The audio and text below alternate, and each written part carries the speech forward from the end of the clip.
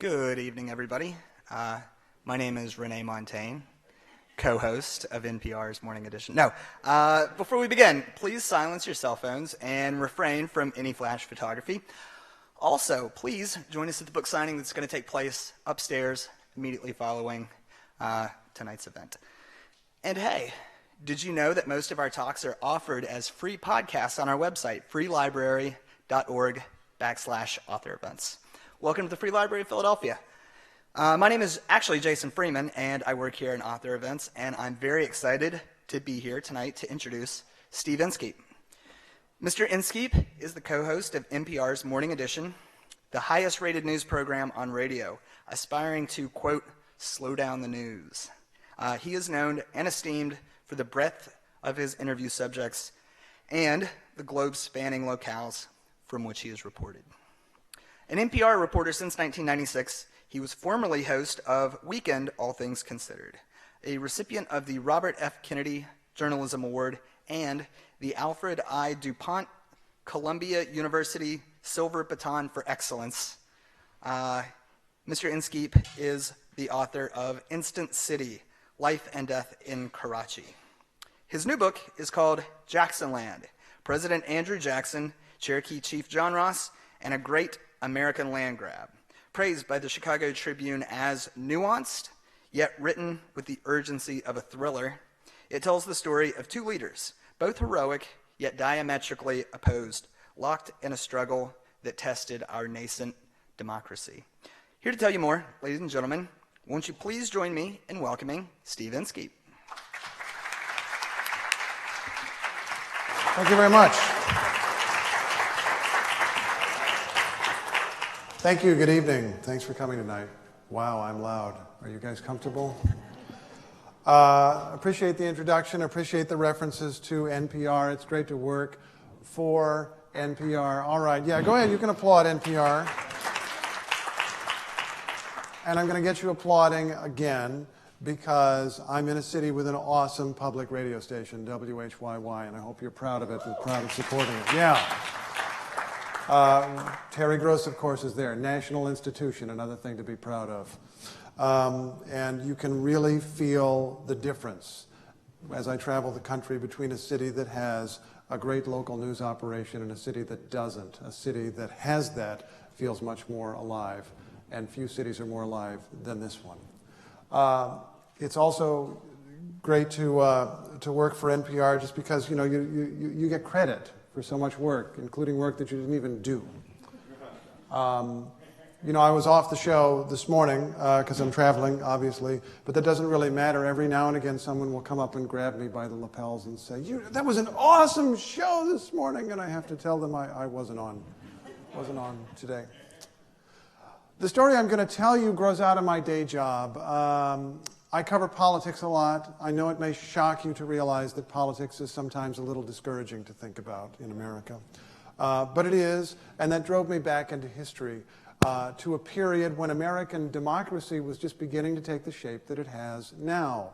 Of course, we'd been a republic since the beginning, but this country did not begin to develop many of its modern institutions, democratic institutions, until the 1820s and 1830s.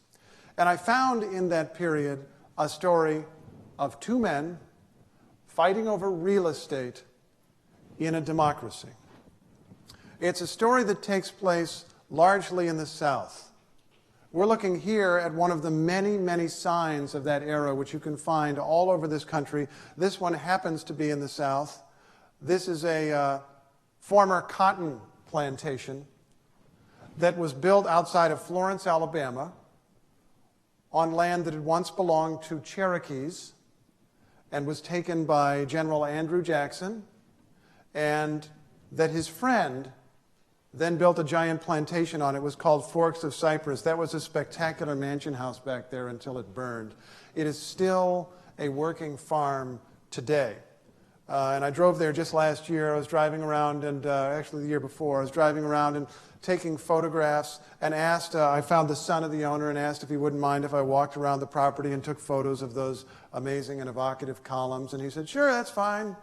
And then he looked down. I was wearing shorts and no socks. And he said, just watch out for the snakes.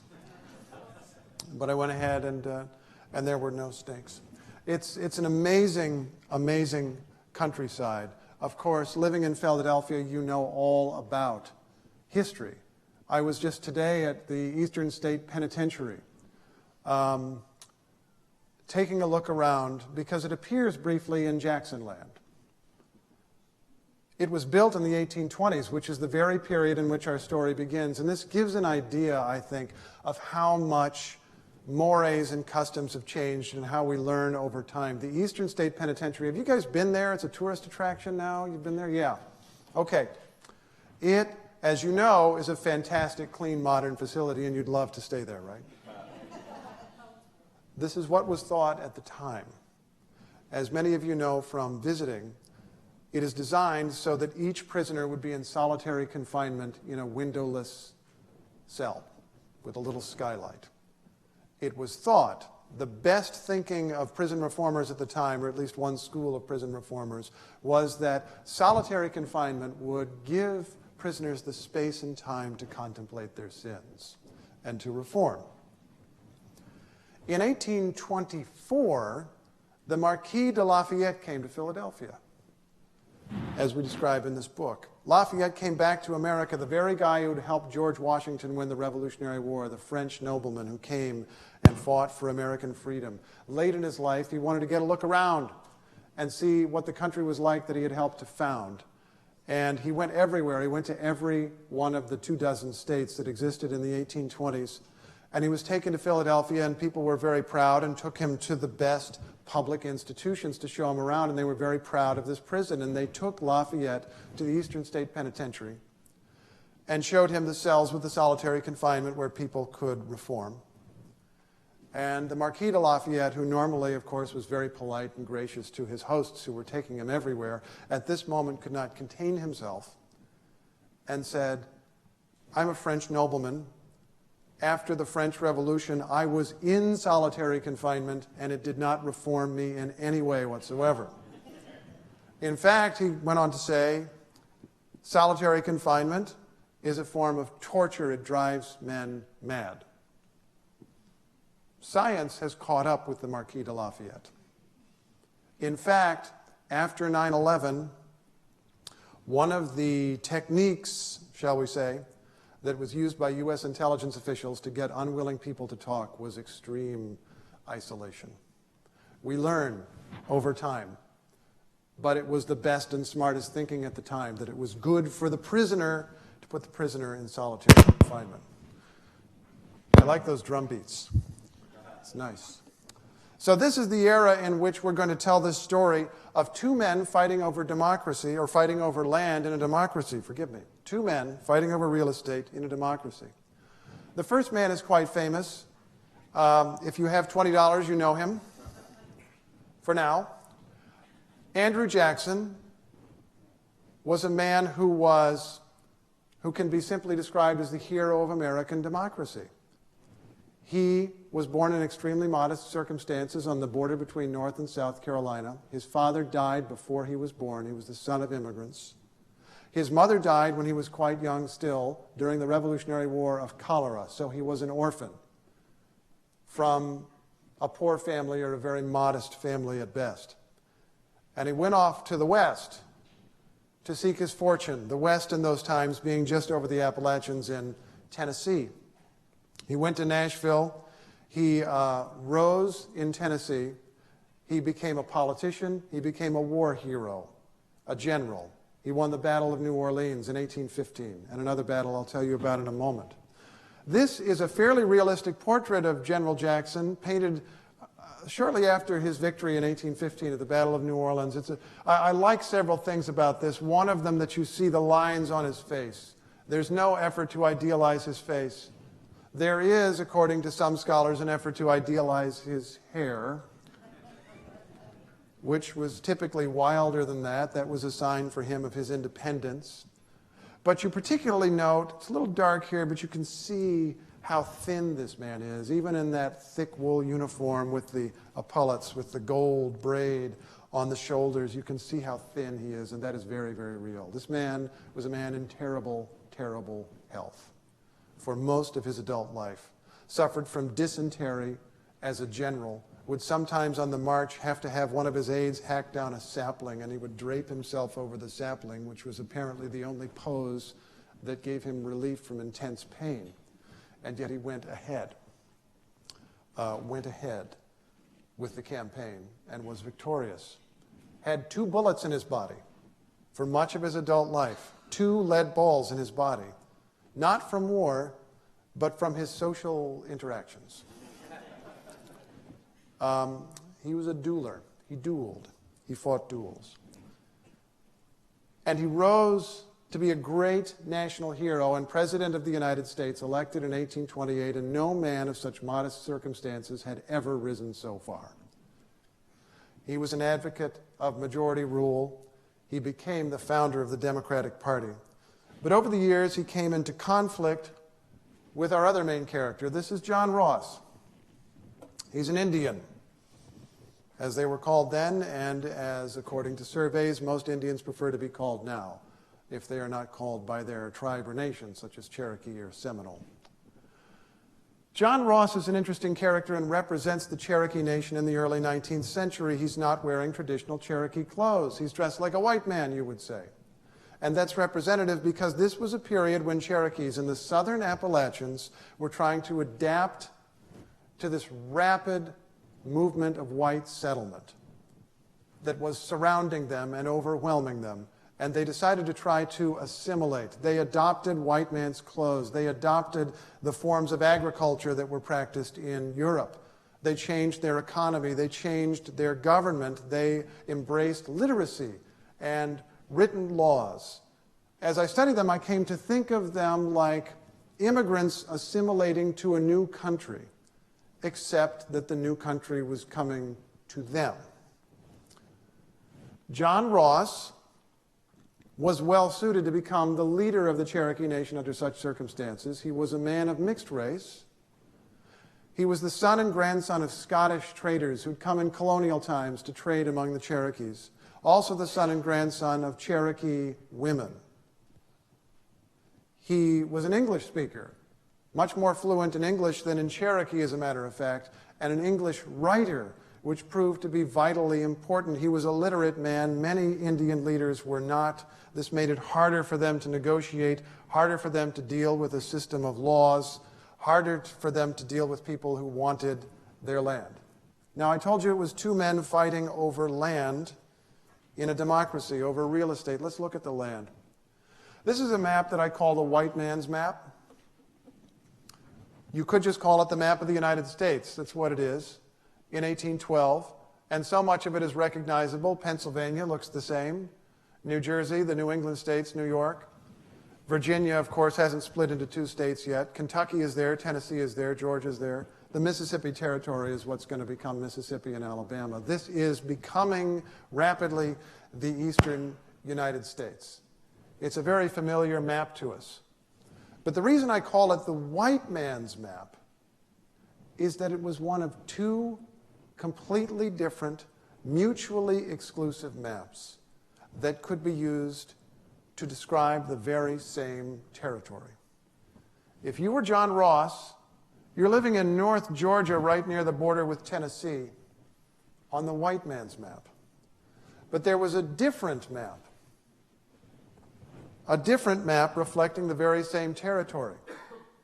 I didn't understand this when I was a kid. I knew that there were Indians in North America before European settlers came, but I never thought of them as having places on a map like these states.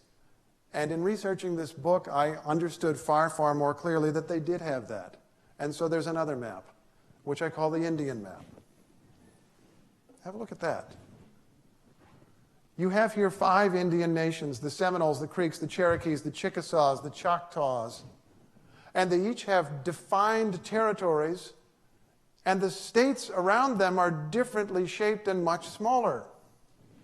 Tennessee is smaller, North Carolina is smaller, South Carolina too. Georgia is just a little strip along the coast and the river there. Mississippi Territory, that giant empire-sized area we saw before, is blotted out. This is the Indian map, and it's vital to understand in following our story that the Indian map was the legal map. They were both recognized, both of these maps were recognized by the government of the United States, which had its reasons to embrace ambiguity. But when it finally came before the United States Supreme Court, it was found that this was the governing map. But we have here a story of two men, each fighting for a different vision of the map, each fighting for his vision of the United States. We know that Andrew Jackson was fighting for the United States. He was a patriot. He was a war hero. John Ross was also fighting for his version of the United States. He did not want out, as many Indian leaders did at that time. Think of Tecumseh resisting the oppression of the white man. John Ross did not want out. He wanted in. Now, in our story, we first meet John Ross when he's traveling along the Indian map. Actually, the boundary between white and Indian territory. He would call it the white side, the white territory. You see that squiggly line, the north of the Cherokee Nation and up to the Chickasaws? That's the Tennessee River, which was the boundary for a little while. It was the boundary in 1812. And it's a river that John Ross traveled. He started in the Cherokee Nation and began downriver. He intended to go down to the Ohio for a minute there and then down the Mississippi and on west of the Mississippi to trade with some Cherokees there. He was 22 years old in 1812, the son of traders, and he had a boatload of trade goods and 3 companions. Anyone covertly studying the boat would have seen 4 men on board. Ross was black-haired, brown-eyed, slight, but handsome. Each of his 3 companions could be described in a phrase: a Cherokee interpreter, an older Cherokee man named Calcity, and a servant, who was most likely a slave. But Ross was harder to categorize. He was the son of a Scottish trader whose family had lived among Cherokees for generations in their homeland in the southern Appalachians. Ross was an aspiring trader himself. Yet he also had a solid claim to his identity as an Indian. A man of mixed race, he had grown up among Cherokee children and, in keeping with Cherokee custom, received a new name at adulthood: Kuiskui, said to be a species of bird, and also the name that my 10-year-old has frequently been asking to be called since writing this book. Call me Kuiskui. Whether he was a white man or an Indian became a matter of life and death on December 28, 1812. In Kentucky, as Ross later recorded in a letter, we was hailed by a party of white men. The men on the riverbank called for the boat to come closer. Ross asked what they wanted. "Give us the news," one called back. Something bothered Ross about the men. "I told them we had no news worth their attention." Now the white men revealed their true purpose. One shouted that they had orders from a garrison of soldiers nearby to stop every boat descending the river to examine if any Indians was on board, as they were not permitted to come about that place. "Come to us," the men concluded, "or we'll come to you." Ross didn't come. "Damn my soul if those 2 are not Indians," one of the men shouted, referring to 2 of Ross's crew. The man added that he would gather a company of men to pursue and kill them. Ross came up with an answer. "Those 2 men are Spaniard," he said. The white men demanded that the Spaniards prove their identity by speaking Spanish. Peter, the servant, actually could, but the white men still insisted it was an Indian boat and mounted their horses and galloped off. Ross had to assume the white men were serious. The United States had declared war on Britain that year, 1812, and some native nations had joined the British side, killing white settlers, fighting alongside British troops, and throwing the frontier into turmoil. The white horsemen would not pause to find out that Ross's Cherokees were loyal to the United States. The Cherokees could travel in only one direction and would have little chance to escape if the men on horseback arranged an unpleasant reception downstream. Ross decided on a precaution. He whitened the boat. He had told the horsemen there were no Indians on board, and the best chance of safety was to make this claim appear true. He modified the racial composition of his crew, leaving only those who could pass as non-Indian. Ross could pass, as could the Cherokee interpreter, who, like Ross, was an English speaker and mixed blood, parlance for part white and part Indian. The servant, likely a black man, would be ignored. Only old Calcity was a full-blooded Cherokee with no chance to fool anybody. His mere presence might even cause the others to be perceived as Indians. This apparently was Ross's thinking, because, as he confided later, we concluded it was good policy to let Calcity out of the boat. The old man would have to set off overland and meet the craft later. The remaining crew put their poles in the water and shoved the keelboat toward whatever lay ahead. Ross spent 2 anxious days on the water, and Calcity had a disagreeable walk of about 30 miles, probably along the bank opposite from where they'd seen the horsemen.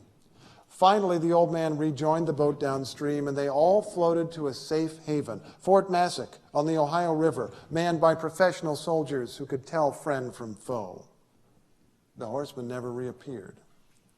Reflecting on this afterward, Ross said he was convinced that the independent manner in which I answered the horsemen had confounded their apprehension of it being an Indian boat. Indians were supposed to be children of the woods, in a common phrase of the era, dangerous but not too bright, and expected to address white men respectfully as elder brothers.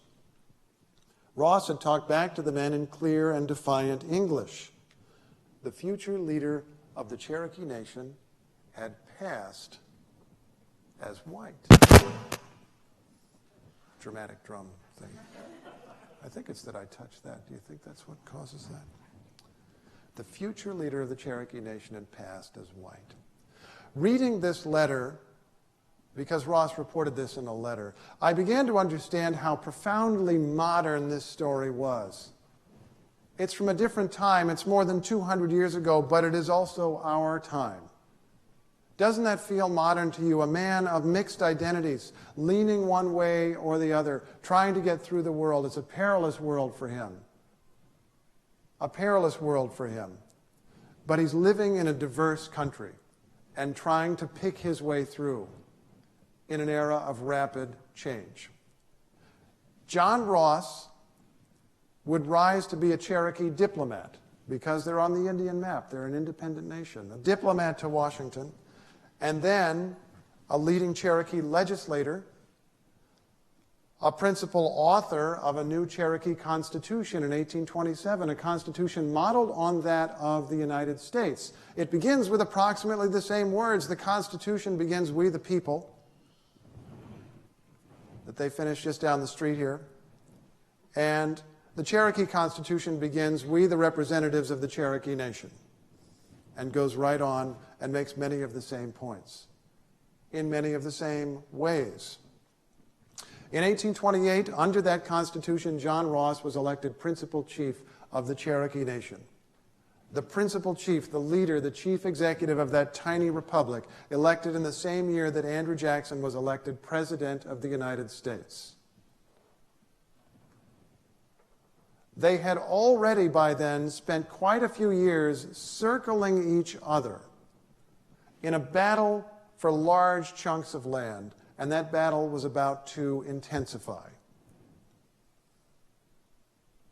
Andrew Jackson's first major legislative proposal as President of the United States was something that became the Indian Removal Act, which sounds pretty awful today. It offered Native Americans a chance to voluntarily relocate out of what is now the American South, west of the Mississippi, to make room for white settlement. This is something that was wanted because there were poor white families moving westward and wanted land. There were also, let us say, entrepreneurs who owned slaves, wanted to own slaves, wanted to grow cotton on giant plantations, or had surplus slaves up in Virginia and other places that they wanted to sell somewhere. And so they wanted to open up land. Jackson, throughout his career as a general, would accommodate that desire by opening up Indian land. In 1814, Jackson's army moved from Tennessee down into the Creek Nation and crushed a rebellion of what were called Red Stick Creeks at a battle called the Battle of Horseshoe Bend.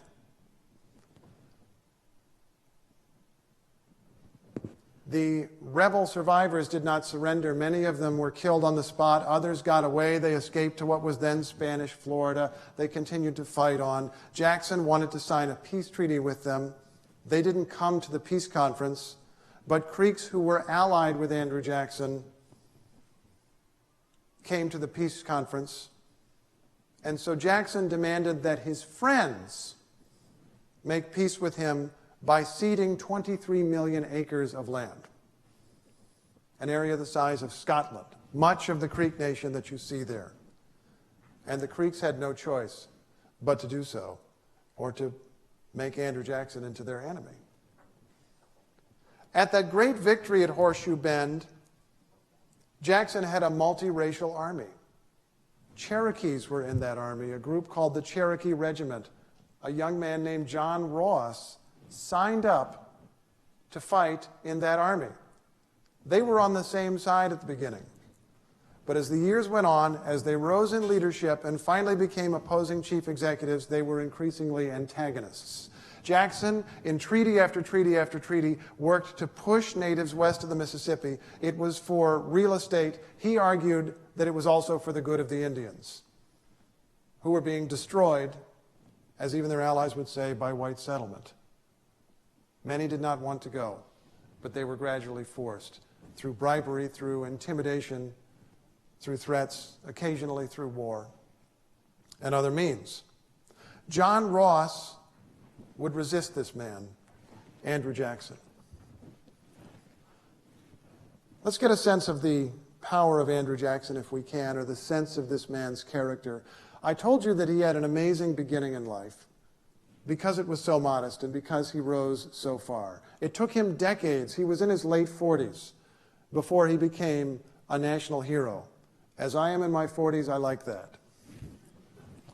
But for a long time, it was not so. Controversy followed the whip-thin politician with the wiry hair. Although his ownership of slaves was unremarkable in Tennessee, he sometimes engaged in slave dealing, a business that even slave owners considered disreputable. He also endured criticism for his continuing tendency to challenge other men to duels, a practice that remained common but illegal. In 1806, Jackson let an exchange of insults with a Nashville man escalate into a duel and resolved to kill his opponent.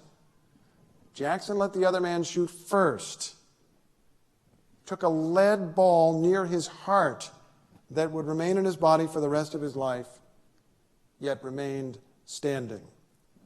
He took time to be sure of his aim before firing a fatal shot in return. Unfortunately for Jackson, his antagonist was a popular young man whose death stained Jackson's reputation. And that reputation was already colored by scandal. It was widely known that he had been together with Rachel, his wife, for years before she completed her divorce from an abusive husband. Rachel and Andrew lived as husband and wife from 1790 or 91 onward, even though the formal decree ending her previous marriage did not arrive until 1793. They had to be remarried to clear up doubts about their status. But having married, they cultivated a conventional family life. With no children of their own, they adopted their son, Andrew Jr., from Rachel's relatives. When Jackson traveled, his miserable wife wrote him letters urging him to hurry home. He wrote back tenderly to express regret that he could not. The muddled circumstances of his marriage proved to be characteristic of Jackson. He took counsel of what he wanted, what his friends desired, and what he felt to be right. He was guided less by the norms of society than by what he considered just, as he wrote in his letters, often capitalizing the word. For his marriage to Rachel, the most romantic act of his life, he was willing to endure decades of whispers and insults. A darker manifestation of this characteristic came out in Jackson's slave dealing. The social convention that it was acceptable to own human beings as property, but that only low-down characters would engage in the slave trade, would have been just the sort of elaborate hypocrisy by which Jackson refused to be governed. Modern readers can wish that he resolved this hypocrisy by rejecting both practices. Instead, he embraced both when it suited his interests. His approach to slavery foreshadowed his approach to federal Indian policy. He would reject what he saw as its false piety and rewrite the policy in the way that suited people like himself. Jackson captured land that became most of Alabama. It still wasn't the land that he wanted, so he engaged in additional machinations to capture northern Alabama, the Tennessee Valley, where we saw that picture at the beginning, the amazing mansion. And Jackson, along with his friends, colonized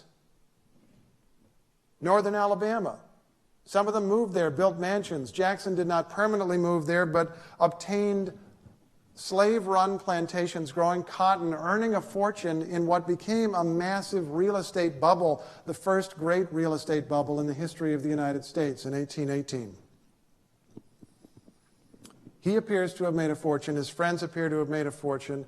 They obtained 45,000 acres of land, according to my calculations, land that had been owned by Indians, that General Jackson, as a public official, had obtained for the United States, and that General Jackson, with his friends, as private citizens, then bought from the United States and made a fortune.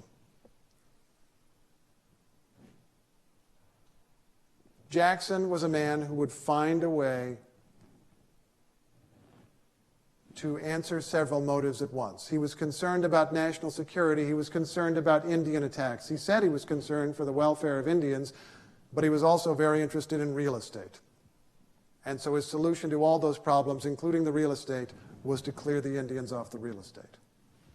John Ross resisted for more than 20 years. We know the end of this story for the Cherokees. It's called the Trail of Tears. We learn about it in school.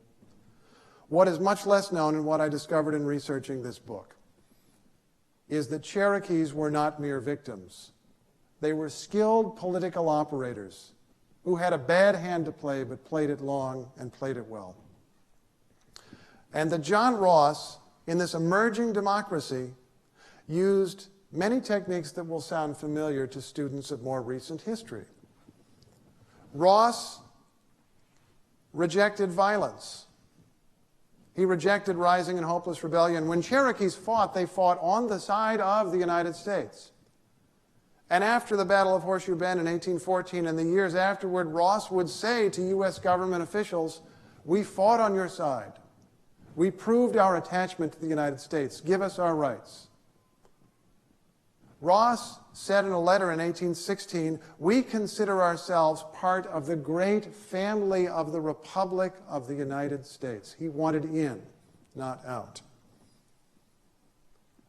And so he used that military service as a card to try to win his rights, just as African Americans in later generations would come back from World War I or World War II and say they had fought for their country and demanded their rights.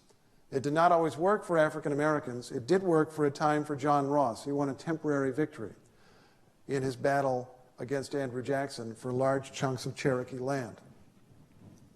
The Cherokees started a newspaper. It's called the Cherokee Phoenix. You may also have read a little bit about this or learned a little bit about this in school.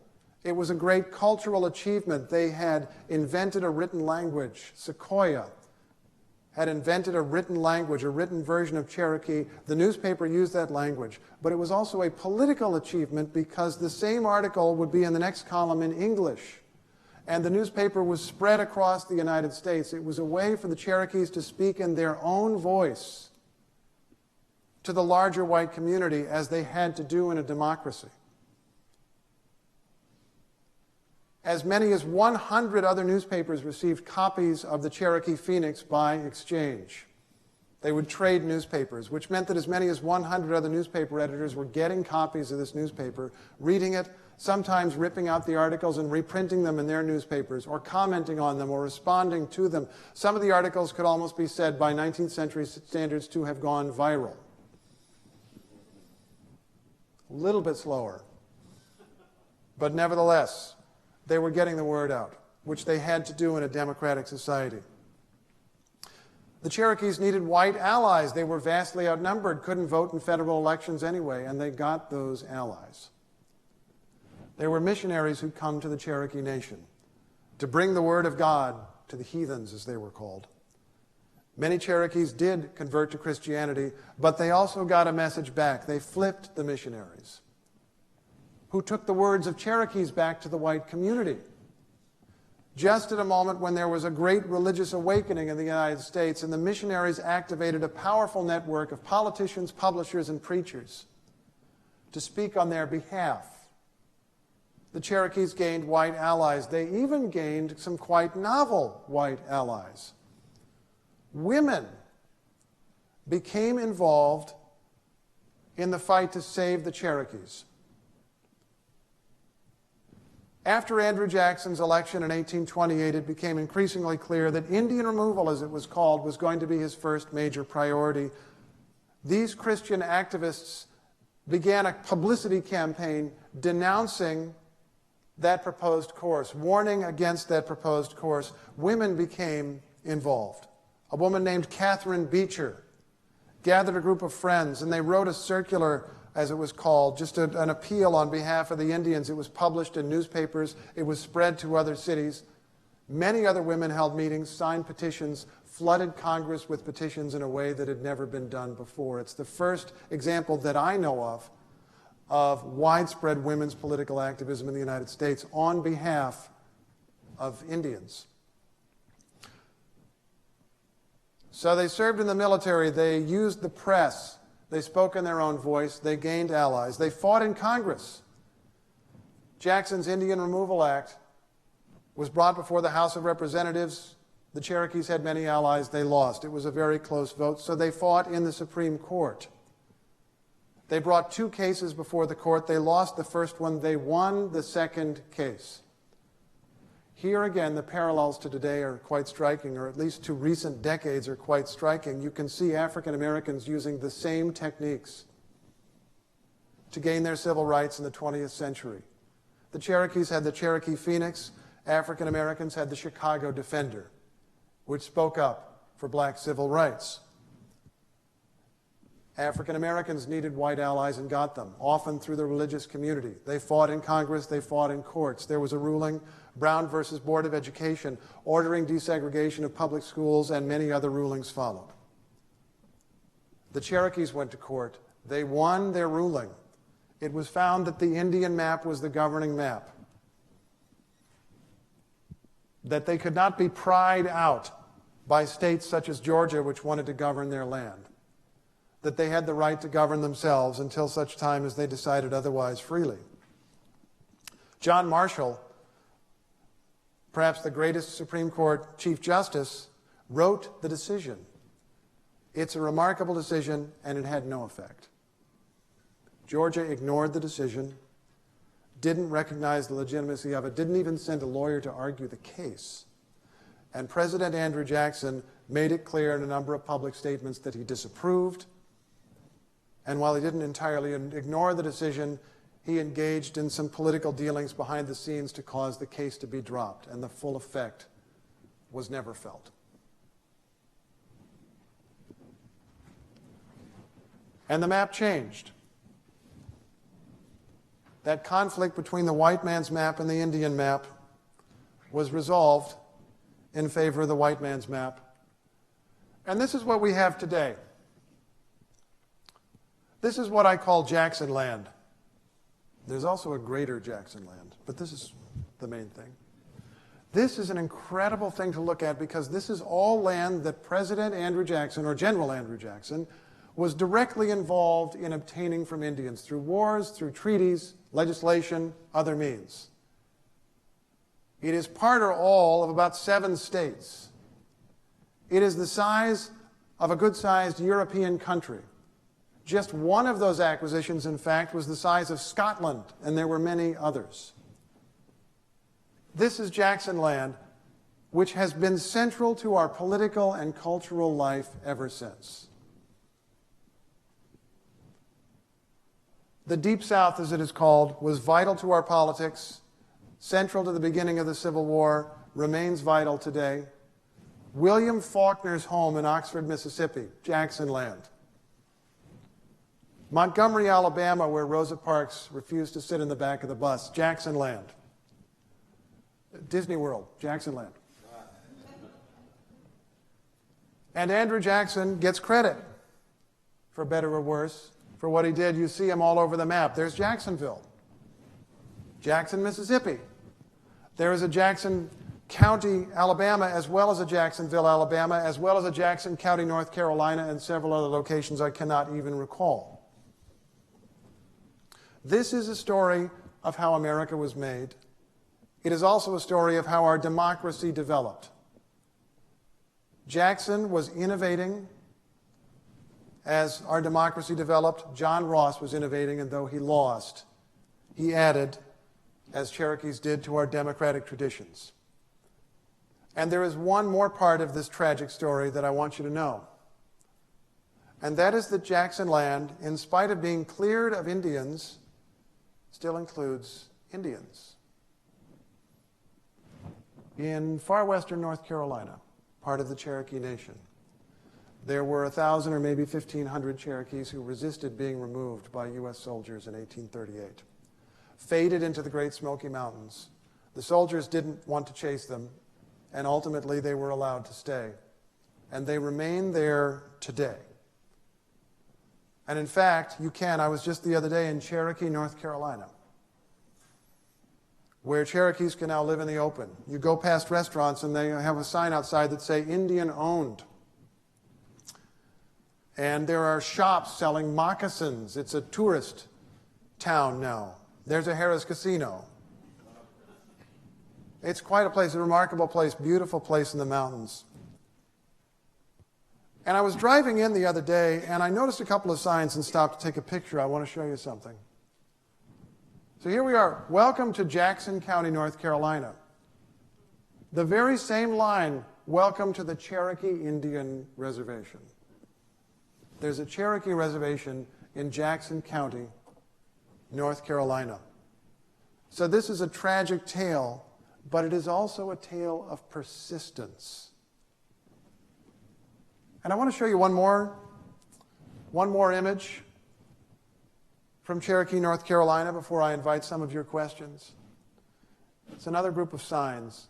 When you go into Cherokee, there's a street called Sally Boulevard, where you can get an Indian taco, actual dish, really great. And I noticed these signs, and look, there's Paul's Family Restaurant, Indian owned, and you got your mountain trout, you got your Indian tacos. You have people living in the open. You have your street sign here, and that's Cherokee written on the bottom of it. Cherokees govern themselves. They have a degree of sovereignty. They are also citizens of the United States and participating in the wider life of America. They are effectively doing what John Ross had hoped they would do back when he wanted in. He aspired someday for the Cherokee Nation to become a kind of territory or state of the Union. That did not happen, but this did. They are part of the state of North Carolina. They are part of the United States, and they are also a sovereign entity with certain powers to govern themselves, as symbolized by the Cherokee on the street sign. But look at one more sign here. Our Lady of Guadalupe Catholic Church. Another language, Sunday Mass, 9 a.m. Misa en Español, sábados a las 7. There's a Spanish Mass. And if you go into Paul's to get your Indian taco, it may be served to you by a man from Latin America. This region is absorbing another great wave of migrants, which is another reason why, in my view, this is a story of today. The United States today is a phenomenally diverse country that is becoming more diverse all the time. It is a gigantic story that rumbles beneath every other story that I cover on NPR News. The demographic change of this country. It affects the tenor of our politics. It affects our economy. It affects our relations and our view of the world. It affects our culture. It's there all the time. This country is on the way demographically to becoming a majority-minority nation within a few decades. It is a huge, huge story. And we face the challenge as citizens to work out our differences in the democratic system, to fight it out really in the democratic system, to find a way to make sure that everyone's individual rights are protected at the same time that we remain one nation. It's important to understand that our ancestors or predecessors on this land faced the same question almost 200 years ago. It was a tremendously diverse country then. And the question then was, how do we ensure everyone's rights in the democratic system while making sure that we are one nation? In that fight, Andrew Jackson came to represent a vital democratic principle: majority rule. It hadn't always been so. The Constitution is not written so that the majority always wins. Andrew Jackson believed in the rule of the majority, and by majority rule, Andrew Jackson meant do whatever he wanted. Often the majority did want that. If it didn't, he would do what he wanted anyway, but he believed in majority rule. John Ross, in my mind, comes to symbolize an equally important democratic value: protection of minority rights. Minority rights have been protected, of course, since the beginnings of the country. There are many protections of minorities built into the Constitution and the Bill of Rights, but when the Founding Fathers moved to protect minorities and thought about them, they were often thinking about powerful minorities. The guys with the money. They didn't want to be outvoted by the masses and have their property voted away. Political factions. They didn't want to lose a vote and be destroyed. Individual states. They didn't want to be overpowered by other states. Those were the kinds of minorities they were thinking about. By John Ross's time, John C. Calhoun of South Carolina was deeply worried about another minority and protecting a very important minority to him: the minority of Americans who owned slaves. And he was deeply involved, a great political thinker, it is said, in finding ways to rationalize the protection of that minority. Ross, in this era, stepped forward in defense of a different kind of minority, a powerless racial minority. It was, in many ways, an innovation. And it pointed the way, even if he lost, in which the country needed to go, and in which the country needs to go now. It's a story of then. It's a story of almost 200 years ago. And it is a story of today. The book is Jacksonland. I'm honored that you've had me here tonight. Thank you very much.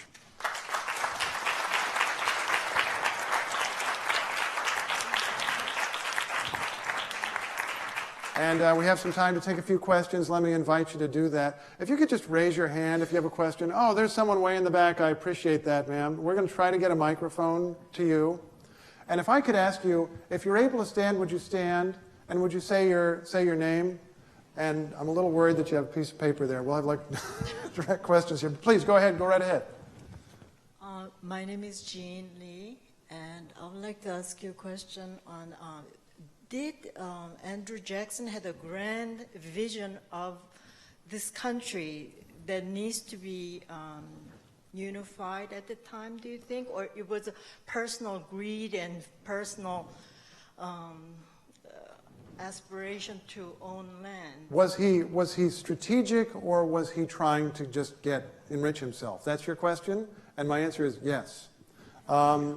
This is a man who would find ways to do one thing that suited multiple motives. He was thinking about the unification of the country. He was also thinking about his wealth. And he would find solutions that would take care of both of those. And I should say another thing as well.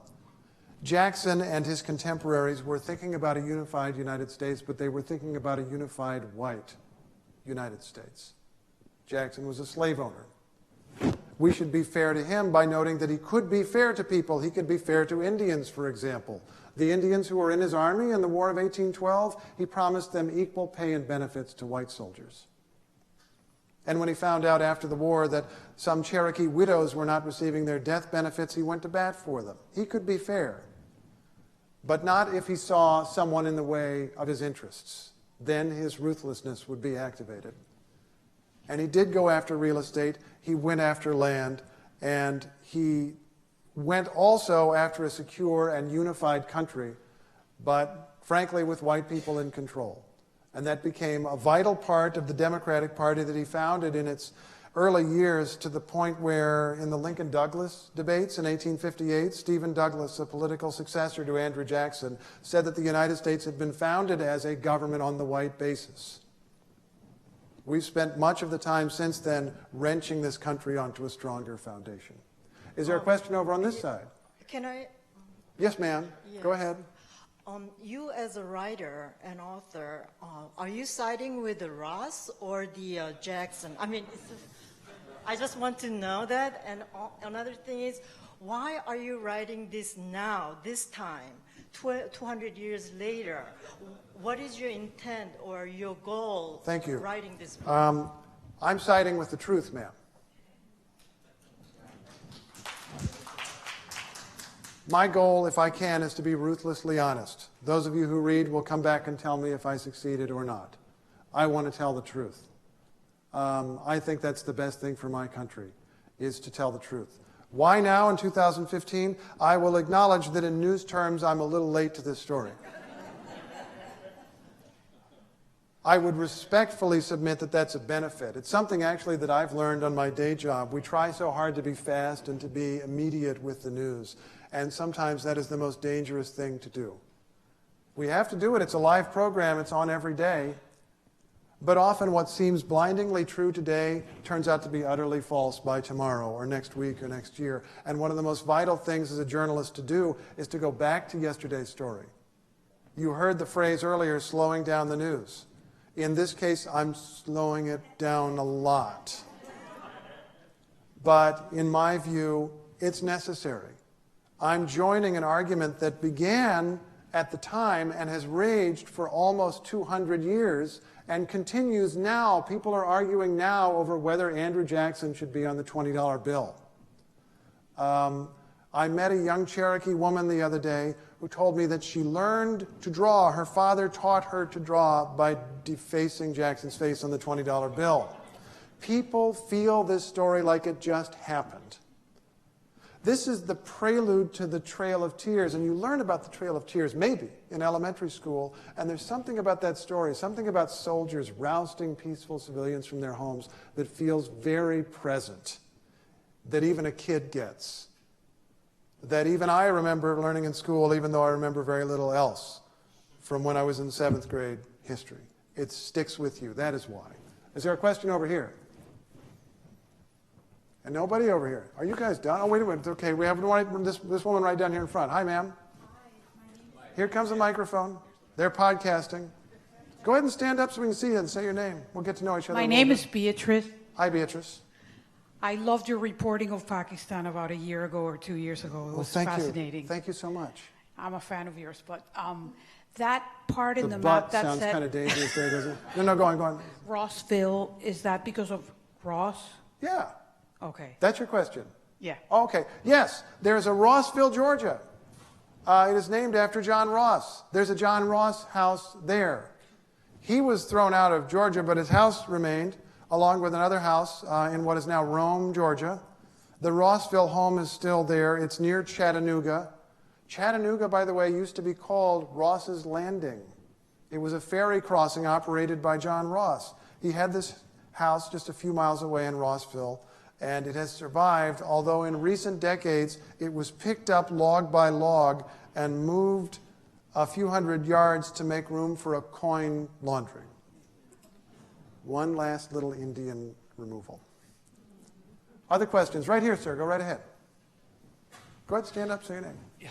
Good evening, Steve. Thank you very much for your great reporting. Thank you. I have two very difficult questions. one of them is a classic, very old-fashioned question. It's the question that there is no existentialism in history. The last idealist, in the transition from idealism to existentialism, there was a big debate, whether existentialism is a philosophy or is it not. Mm-hmm. So once the existentialists start to put their hand in history, so the last idealist told them, hey guys, slow down. You cannot apply existentialism to history and to religion. I wonder if you could bring back that debate. My second question is the role of the people in their 40s in asking the hard and the tough question. Mm-hmm. Let's say people like you, great journalists like you, who ask questions for a living, and people like John Mitchum. John Mitchum, from the former editor from Newsweek. Oh, okay. He also wrote a book about that, about Jackson. Oh, yes, John Meacham, yes. John Meacham wrote a biography that won a Pulitzer Prize about Andrew Jackson. Yes, and hopefully you will win a better prize too. But my question is, instead of asking the hard, direct question about our situation, what is happening right now in American politics, you are using history, 200 years old cautionary tale in order. This is how I see it. I think you guys are just trying to avoid asking Barack Obama the tough question, asking. Do you think I'm avoiding asking those questions? Is that your tough question? You and John Mitchum, yes. Okay. Instead of you are using history as a cautionary tale instead of directly tackling the problem. Thank you for that. I appreciate the tough question. The first question was, and I'm going to summarize here, and forgive me if I missed some of the nuances. The first question, whether I could add something to the debate on existentialism in history. And the answer is no. I just literally had not thought about it that way, and so I'm respectfully going to pass on that. Your other tougher question, I got approximately the question right, didn't I? Your other and tougher question was, why are you talking about the past when you should be talking about now? That was your question. And I understand what you're saying. First, you're suggesting that I'm using the past as a commentary on the present. Sort of, yes. Whenever we're exploring history, we're doing it from our perspective, our vantage point, which is now. And so learning about the past is a way of learning who we are and how we got here, and also a new and different way, sometimes, if it's done well, to reflect on what we are now. So I would agree that there's an attempt to do that. I think you have to be very careful about that, though, because events do change. I do see parallels between then and now. But they're not exact parallels, and I want to be precise about them.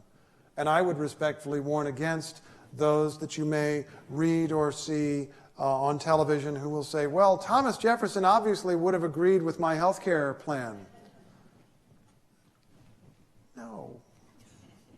No, probably not. And so you have to be careful about that, but I think it's a legitimate thing to do. Now, your suggestion is that in addition to exploring the past, that I may be avoiding tough questions in the present. And I welcome that discussion. Now, when people question the work that I do now, the thing that I'm obliged to do so that we can discuss facts is ask, which story are you talking about? I would suggest that we have asked a lot of questions of a lot of politicians, including the President of the United States in recent interviews. And when I'm asking questions of any politician or any kind of person at all, I don't really think about, is this a tough question or is it an easy question? Is it a deceptively tough question? I'm trying to figure out, how can I get the most information from you? How can I get this person to say what is true or to say what they really think? Even if many people feel it is not true, at least get to what you really believe. And I try every kind of technique that I can. And if there is an interview where you feel we're failing to ask questions or a subject you feel we've failed to cover, I would get after me on Twitter. 104,000 people do. And let me know what I missed. Does that answer your question, or is there a story you want to? Uh-oh. Yeah. Okay. Okay, thank you very much. You can talk to him. We'll talk afterward. There's a gentleman right here. I could even do a lightning round. Let's see if we can do 2 quick questions. Go right ahead, sir. I hope it's a lightning round kind of question. Well, you can determine. My name's Fred Anton. Hi. And my understanding before you spoke was that the United States government unmitigatedly destroyed the Indian culture and the Indians. No ins, ands, or buts. Do you agree with that or don't you? Went a long way in that direction. There was a lot of cultural destruction and devastation, as well as a lot of loss of life over a course of centuries. In this specific incident, what we have over a course of 20 years out of the centuries is a moment when you have specific leaders who are trying to save their Indian nations, often by adapting to white culture. And you have American political leaders who say they're trying to save declining Indian nations, but really have other motivations that are more important to them. I guess the short answer is yes. Destroyed is maybe too strong a word, because you can still find many examples of Indian culture, and many elements of that culture were absorbed in the broader American culture. But devastated, damaged, grievously wounded, I'd go with that. Is there one more question right behind there? Can you tell me about the fate of John Ross after the Cherokee were driven from their land? Yes, they moved to what is now Oklahoma.